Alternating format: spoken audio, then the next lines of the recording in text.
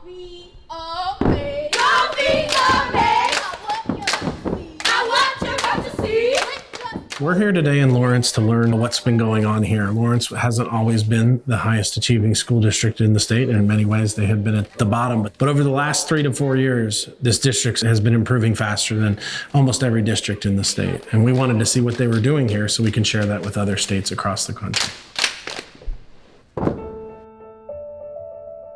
In 2010, the Lawrence, Massachusetts school district, only half the students were graduating on time, had some of the lowest reading and math rates in the Commonwealth.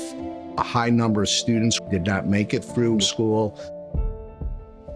And so it was a school district that had a long trajectory, more than a decade, of these very low performance and no clear upward trajectory. Massachusetts law allows the state to really take over a school district in a district that's been chronically underperforming. In the fall of 2011, I did recommend that we do take receivership, and in fact, the State Board of Elementary and Secondary Education voted to endorse that recommendation. Welcome, everyone. Thank you so much for being here. I've appointed a gentleman named Jeff Riley as the receiver for the school district.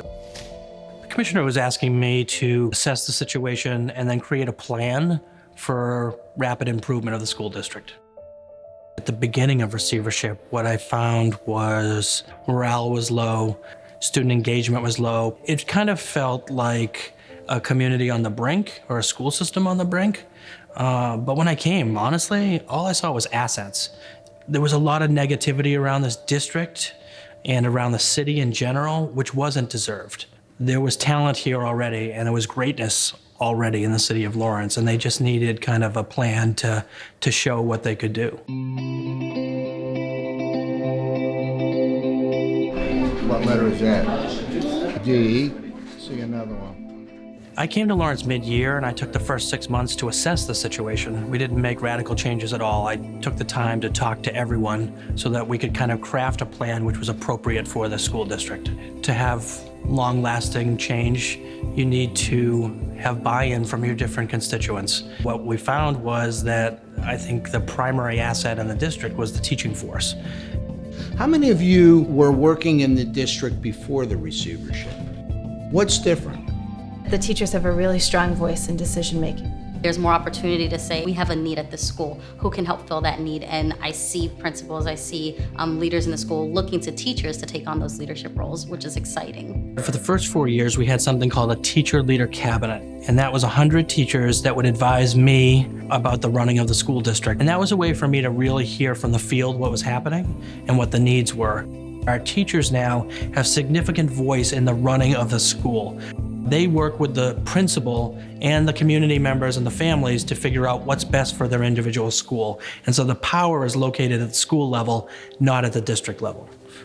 We have a longer school day. We have extended learning time.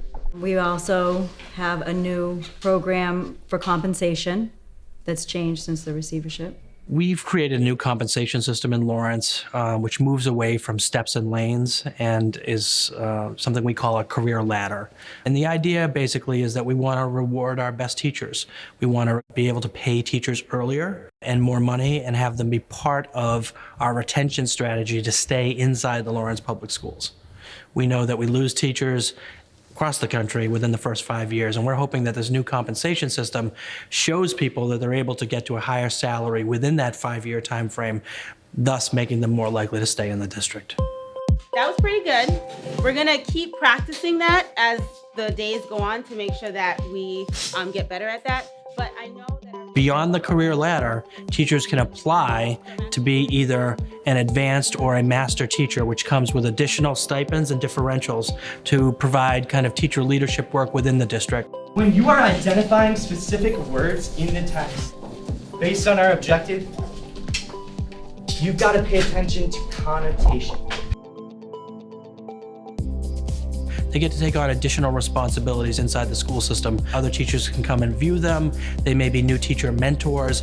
It's definitely an opportunity for teachers to collaborate. Especially first-year teachers are then able to meet with these advanced or master teachers. They can peer observe each other and really work together so that their first year as a teacher is a little bit easier. You get to collaborate and help out newer teachers. But I just feel like it's, there could be someone right down the hall and we never see them before. They might have great ideas. I sort of feel like some of these roles break the walls down a little bit. I see one up here, over here. What did you use? And I think most people, teachers and administrators, feel that for them as a professional, they are more valued, they are working more collaboratively and deliberately with their colleagues around keeping this cycle of improvement moving forward. Okay. You guys have such good letters. It's really exciting to see the community behind this change that's taking place here in Lawrence. It's not hard to understand that this didn't start from a great place, but it is an exciting story of what you can do if you have leadership from all levels, leadership from the state, leadership from the community. They're really owning this change here, and you can see that in the schools we visited today. I think the answer is going to come from the teachers that we have working in that close relationships with kids every day. And if we can help to give them the conditions that they need to be successful, then we'll see change for kids. So here we are 5 years after the receivership of Lawrence, and things are in a much better place. The graduation rate is now over 70%. Our dropout rate has been cut in half. Our proficiency levels in math, English, and science are at historic highs. And as, or more importantly, we've added back arts and enrichment to our students' lives. The way the teachers and students are now interacting, they expect great things out of these kids. And the biggest thing is the students have high expectations of themselves now. If we could show in a city like Lawrence that low reading levels, low graduation rates, low levels of math skills was not predestined, it can be done anywhere. The children are not the problem. My children here have unlimited potential. We as adults just needed to get organized to give them the opportunities they need to be successful. And we've seen the beginnings of that, and we've got a long way to go, but the children can do amazing things.